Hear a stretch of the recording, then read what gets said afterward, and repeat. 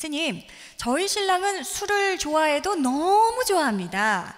거의 매일 마시는데요. 퇴근 시간쯤 되면 저는 전화로 확인을 합니다.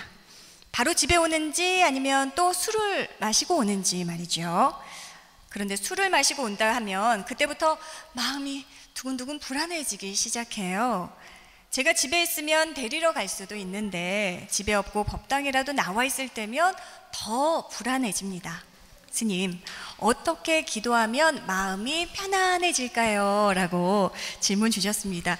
그래도 스님, 어떻게 하면 술을 끊을 수 있을까요? 라는 질문이 아니라 스스로의 마음이 좀 편안해질 수 있도록 하는 방법을 강구하셨네요, 스님.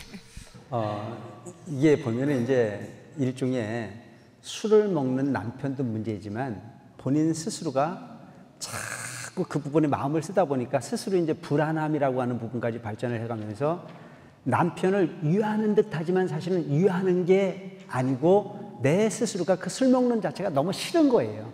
근데 그 싫은 부분을 이제 약간 우회적으로 뭐 이제 남편을 위하는 듯 이야기를 하지만 위하는 것보다는 한 같은 게 이렇게 있는 것 같다는 생각이 들어요.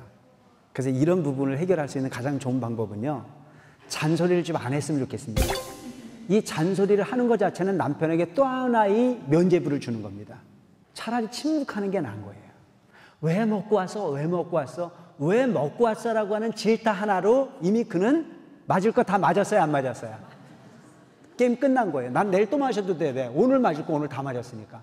그 차라리 잔소리를 하지 말고 그냥 두두는 것도 좋은 방법일 것 같아요. 지켜보는 거죠.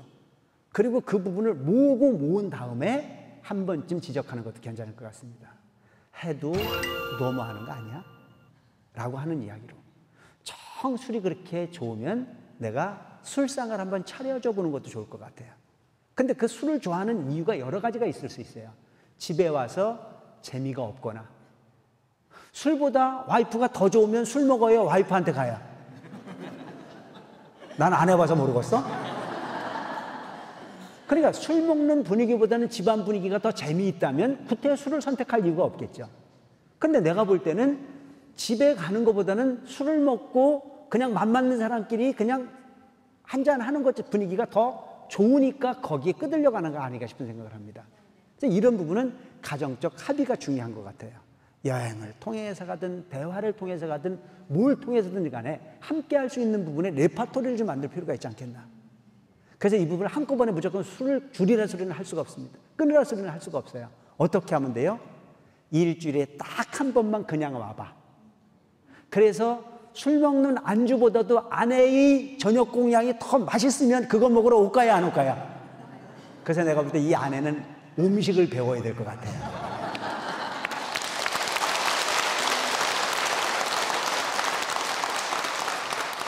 그러니까 아내가 해주는 저녁 식사보다는 밖에서 먹는 안주와 한 잔 기울이는 것이 더 아른거리기 때문에 그 유혹을 떨치지 못하는 부분이 또 다른 술 약속을 만들어내는 건 아닌가 싶은 생각을 합니다. 그래서 아내가 남편이 요구하는 부분이 뭔지를 분명히 노력으로서 극복하려고 하는 행위가 필요하겠죠.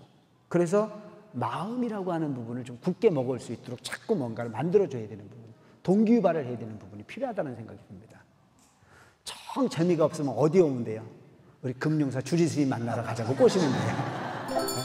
오늘 저녁은 딱 하루 금융사에 주지스님과 차 약속을 해놨다. 차 약속을 해놨다. 이날만큼은 분명히 스님한테 가서 차 한 잔을 마시고 오자라고 약속을 할 필요가 있어요.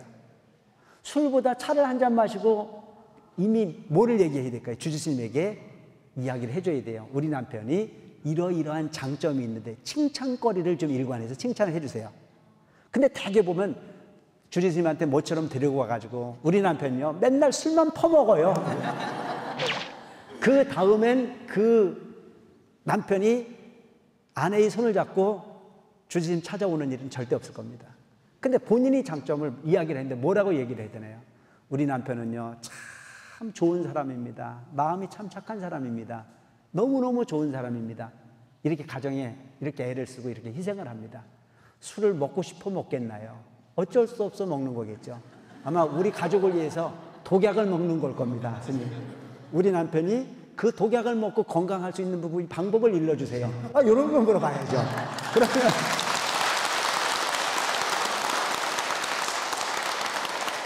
그러면 그때쯤 그 남편은 무슨 생각을 할 거예요?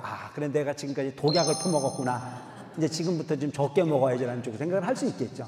그래서 어떤 동기유발을 만들어주는 부분이 참 중요하다.